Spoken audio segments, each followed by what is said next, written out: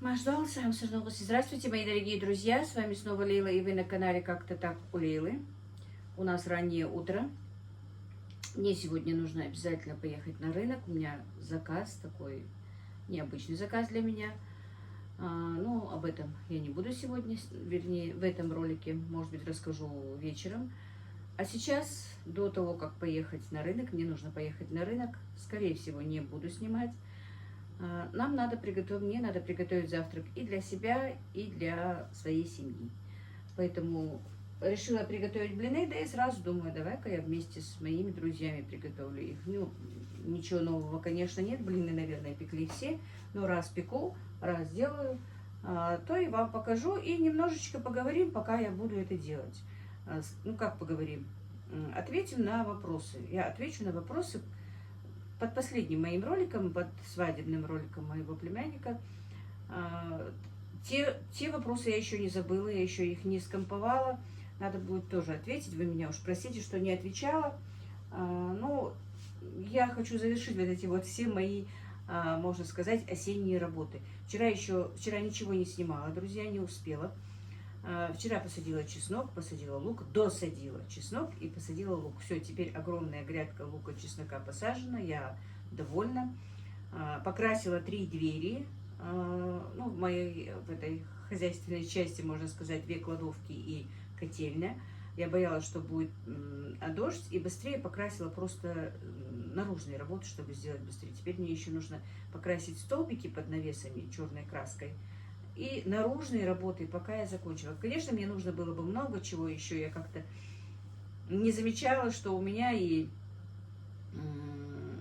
эти самые фундаменты уже в плачевном виде. Но это уже, наверное, весной. Сейчас у меня просто это не получится. И потом потихонечку я начну уже делать свою покраску комнат здесь. Конечно, это очень, очень затянулось у меня. Ну, что получается, как получается.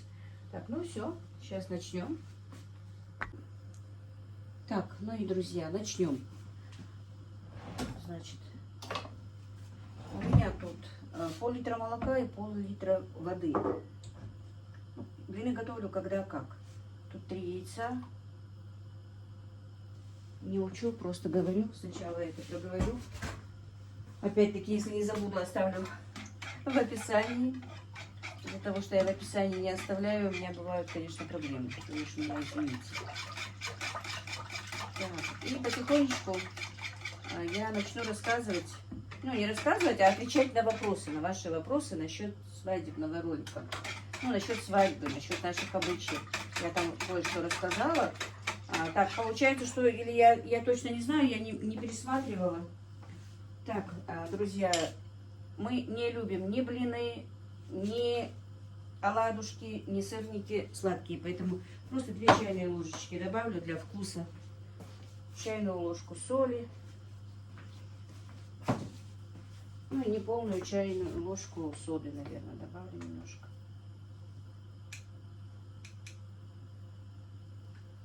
Так, у меня сырники по рецепту. Вы знаете, что я на правильном питании. Поэтому я для них приготовлю блины, а себе приготовлю сырники. Ну, не готовлю вместе, потому что сырники у меня как бы на рисовой муке, ну, правильного питания, короче говоря. Они их все равно не поедят. Так. Ну, первый вопрос, который я сейчас скажу, и что же... немножко растительного масла, 2-3 ложки. В принципе, друзья, я всегда это делаю на глаз. У меня нет никакого, как могу сказать, рецепта, что есть. Иногда делаю на кефире, иногда делаю на сыворотке, иногда делаю вот так вот. Молоко с водой. Тогда как? Так, ну и сразу же поставлю, наверное, блинницу.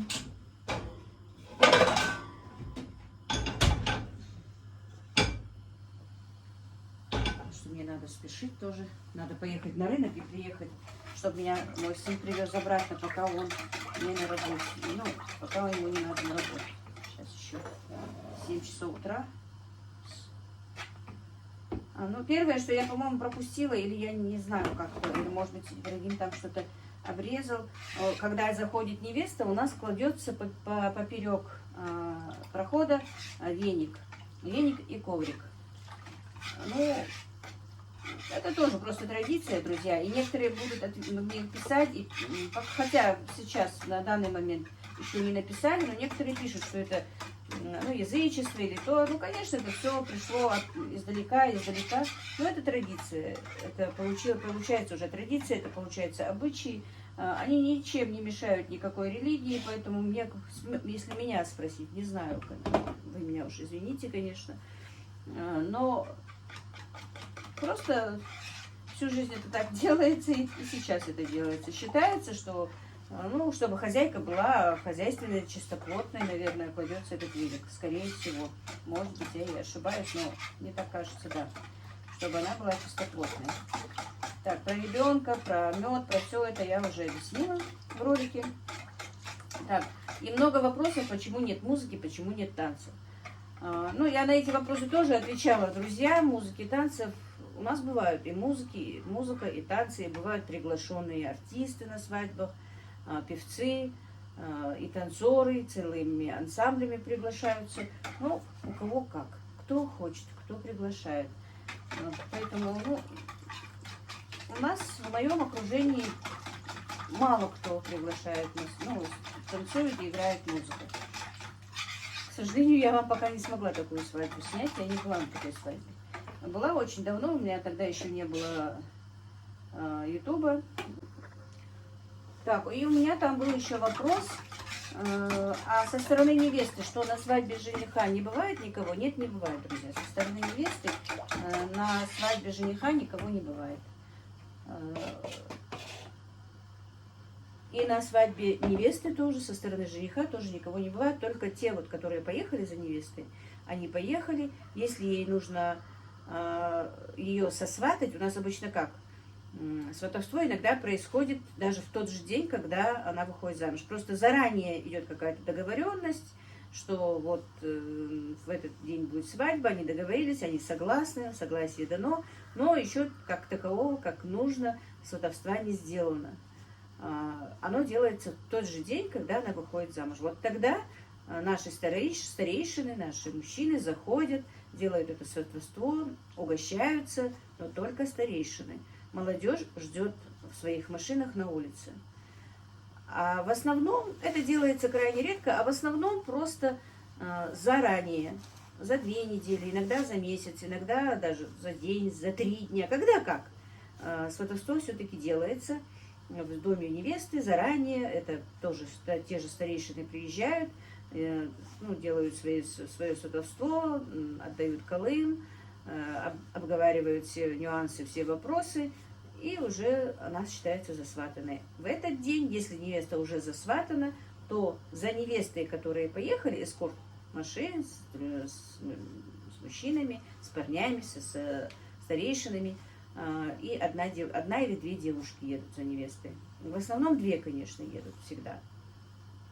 Это у нас считается, которая должна иглу вколоть в подол платья, и монета с носовым платком, который был в кармане у жениха. Об этом потом, сейчас я не буду объяснять, что это. И едет подруга невесты, это у нас уже считается такая почетная гостья, которая едет за невестой, которая заходит и вдевает иглу. Она родная, не родная, у нас родные сестры и родные братья за невестой не едут, друзья. Двоюродная сестра, двоюродный брат. У нас, у ингушей, родной брат не едет за невестой, никогда не берет за руку, никогда ее не заводит. Крайне за я этот случай, наверное, 1-2, может быть, и слышала. В основном у нас едут двоюродные братья, двоюродные сестры за невестами. Получается, это близкая родственница едет, и уже почетная гостья, там сватья с одной стороны, с другой стороны, или, например, заловка дочки их, если она есть, или если другой брат женат, то уже получается его жены, сестра, такая почетная гостья едет тоже за невестой. В том случае, если она уже засватана, эта невеста, то старейшины в дом не заходят, они заходят во двор, садятся во дворе, ждут, разговаривают, общаются, потом ждут, пока сделают никях, пока невесту выведут. Никях делается отдельно, друзья. Отдельно никях делается у девочки, у парня делаются отдельно. Вместе как бы не делается у нас никях. Вот так вот. И уже потом везут невесту домой, и все, не там, там никто не остается, и здесь никого из них нет. Ну, и раньше, и сейчас какие-то есть, но раньше это делалось чаще. Вот невесту привезли, могут в тот же вечер, поздно вечером, после свадьбы уже все, обычно у нас после... Сейчас, раньше еще свадьба так долго была, а сейчас 2-3 часа уже все расходятся, остаются только самые близкие, своя семья только. Ну, обычно вот под вечер приглашают со стороны невесты парней, мужчин, именно мужчин, старейшин, парней, двоюродных братьев, дядь, там, племянников, кто уже мужчины с обоих сторон, там, вот сколько привезут, столько приезжают. Это делается вот именно вот, или в тот же вечер, или там на 3-й, на 4-й день, ну, в течение этой недели. Или потом, можно их даже приглашают через месяц, приглашают через какое-то время. А у нас есть еще такое, что вот их пригласили, но они сказали: нет, спасибо, мы не приедем, ну, не хотят их как бы обременять родственников. И говорят: ну, будет свадьба там, или будет, например, Ураза Байрам, мы придем тогда. Со стороны невесты иногда и так мужчины отвечают. А иногда приходят, раз их пригласили, приезжают. Кто как, короче говоря, вот так вот я вам объяснила насчет, бывают ли гости на той или на той стороне. И там 2 комментария: а что, у вас спиртное не наливают? Нет, конечно, у нас на свадьбах не бывает спиртного, никогда его нет. Так что и не наливают, и не пьют на свадьбах у нас. Мужчины и женщины, как вы уже давно поняли, у нас отдельно. И насчет этого мне очень понравился этот зал торжеств. Я, конечно, противник свадеб в ресторанах, если вам честно сказать, как и многие другие мои соотечественники. Но вот это вот помещение было очень удобное. Удобно тем, что вот, да, одно крыло было для мужчин, одно крыло было для женщин, одно крыло было для парней, которых даже молодые парни уже могли отдельно сидеть, не перед стариками. Вот это да, вот это вот очень удобно, очень хорошо. Я не знаю, сколько стоила аренда этого помещения, я как-то не спрашивала. Поэтому вот как-то так. Разговорилась. Ну, в принципе, я люблю разговаривать, и меня этим попрекают, конечно. Но меня спросить, у меня, в принципе, и разговорный канал, по большому счету, хотя меня, да, частенько этому упрекают, что много разговоров. Вот так вот, друзья. Что дальше? Как-то я не умею что-то делать, разговаривать. Так, ну сейчас посмотрим, как получится первый блин. Мало ли руки. Так, ну вот. Итак, у меня еще был вопрос. Почему у вас невеста стоит и почему так долго стоит? Был вопрос, что она вот стоит. Я ответила, что часа 3-4 она все равно стоит. И спрашивает, почему так долго, в принципе, она стоит, да? Ну, у нас положено, в принципе, молодой невесте стоять по-любому. Такой обычай. Садиться она не может при гостях. Но в течение времени, если, во-первых, у нее всегда бывает, если у невесты обувь неудобная, ну, как бы сока или еще что-то, то невеста везет себе вторую обувь и говорит, в каком чемодане эта вторая обувь. Так, края у меня всегда получаются у блинчиков хрустящие, друзья. Моим это нравится. И по какому-то истечению времени, там, ну, полчаса постояла, ее спрашивают, девочки, молодые девочки спрашивают, хочет ли она сменить обувь. Если она хочет, она говорит в каком чемодане, в какой коробке у нее находится вторая обувь, можно сказать, и переобувается. Иногда, если свадьба как бы затягивается, гостей много, и ее могут отвезти в другую комнату, дать ей присесть. Вот невесту уже увидели же, гости зашли, они ее видели, они посмотрели, они сели угощаться, то невесту могут вывести, отдельную комнату завести, немножко дать ей посидеть. А потом уже часа, ну, около где-то в 2 часа, может быть, дня, вот так вот. Могут, и если она хочет, и угостить, и покормить. Ну, обычно невесты, конечно, в этот день мало едят, но хоть что-то, конечно, едят. Так что невеста, друзья, ни невеста, ни женщина у нас не ущемлена, вы не подумайте. Просто действительно, да, законы строгие, но никакого ущемления ни женщины, ни невесты у нас нет. Что вот так будет сложно. Жених сидит всегда отдельно. Если свадьба происходит в частном доме, вот где живут, то обычно у соседей, потому что во дворе уже не получится. В одном доме, например, если 2 дома во дворе, в одном доме будет мужчина, в другом женщины, то обычно жених сидит у соседей. А тут вот в этом зале торжеств было очень, в доме торжеств, вернее, очень все предусмотрено. Я даже еще думала, почему туда. А там вот именно не ресторан, а вот именно дом торжеств. И очень удобно было. Что еще? Ну, насчет того, что вот невеста. Но раньше у нас поводу водили, друзья. Сейчас этого просто уже нет. Хотелось бы, конечно, чтобы это продолжалось и сейчас, но крайне редко. Я слышу, что невесту сейчас водят поводу. Вот недавно Ибрагим у нас был на свадьбе своего друга, и он мне позвонил, мама говорит, мы хотим невесту, ну, они хотят на поводу невесту вести, можно я останусь. Вот я уже слышала последнее время, вот, года 3-4 я не слышала, что невесту водили поводу. А было интересно, когда ее водили. Вот этот обычай у нас, конечно, утратился уже, можно сказать. У меня вытяжка шумит. Да, некоторые пишут, что меня плохо слышно. Вчера Ибрагим возил мой микрофон на починку, но микрофон уже не починить. У нас, по крайней мере, не нашлось такого мастера, такой ювелирной работы. Она вот прям упала, штучка такая, можно сказать, как кончик иглы, наверное, настолько маленькая. Ее припаять у нас никто не смог. Нет у нас еще таких мастеров. Поэтому микрофон мне придется, наверное, покупать, но уже беспроводной у меня не получится, придется проводной.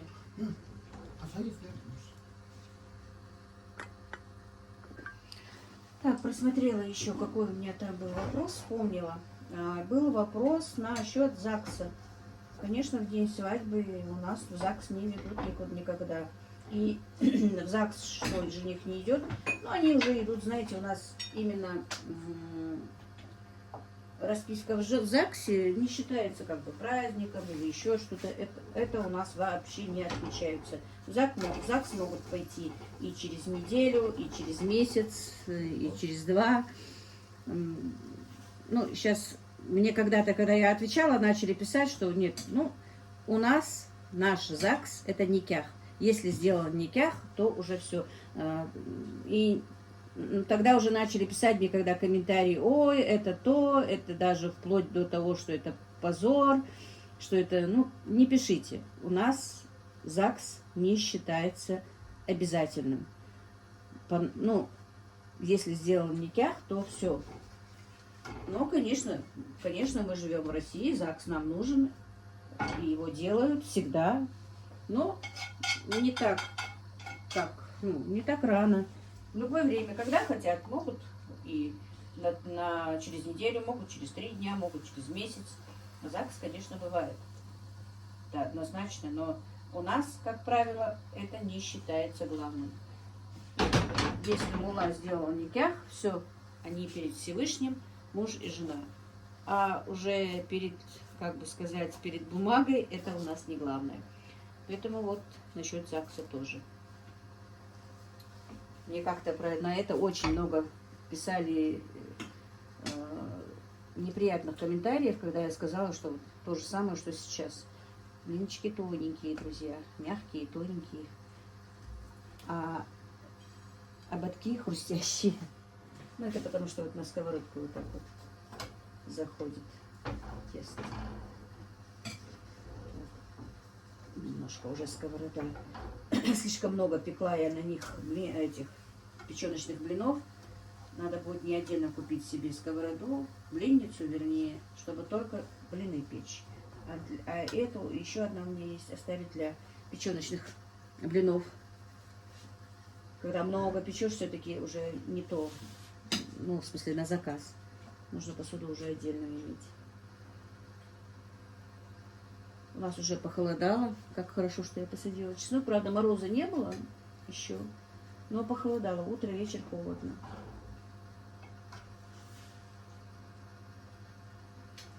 Всегда переживаю, когда мне надо что-то посадить, что-то сделать. Вовремя, чтобы это сделать. Теперь я еще просила своего дивера разровнять. Там остался кусочек земли. Разровнять его. И хочу под зиму посадить укропчик. И, может быть, петрушку. Там у меня и должны быть какие-то семена. Пускай будет под зиму. Попробую под зиму посадить. Это он меня зашел сейчас говорит. Я уже все сделала. Так, ну все, наверное, друзья. Насчет вопросов, скорее всего, уже не буду отвечать больше. Много вопросов, конечно, про хиджаб, про косынки. Кто-то без косынки, кто-то просто повязан косынки, кто-то как ну, в хиджабах. Ну, я не знаю даже, как ответить на этот вопрос, если честно. Не могу вам просто сформулировать это. Ну, одевают как хотят. Не как надо, а как хотят. Кто-то пришел к тому, что, может быть, как я, и как многие другие, что нужно одевать хиджаб, нужно покрываться. Кто-то еще к этому не дошел. Есть много противников хиджабов. Даже в комментарии у меня было, что это мода, что это, ну, как бы смотрят на арабов, пришло оттуда. Не знаю. Ну, по религии положен хиджаб. Ну, конечно, в советские времена без головных уборов взрослая женщина у нас все равно не была, но молодежь, да, молодые девочки могли вообще без косынки быть. Вот в мои времена могли просто полосочки такие, ободки одевать. Но это сейчас как-то ушло уже. Уже потихонечку все-таки и покрываются, и одеваются, и косынки одевают.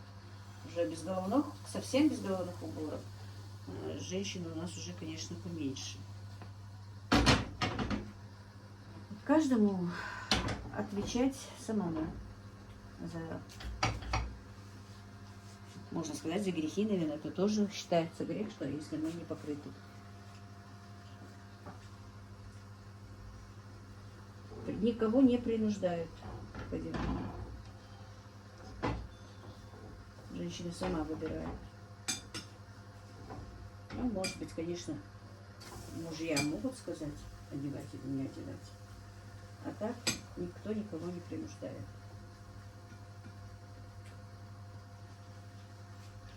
Вот так, сейчас допеку блины. На этот раз больше не буду отвечать. Так, блины уже поели. Я не стала снимать. А это мой завтрак. ПП, сырники. Вот такие вот.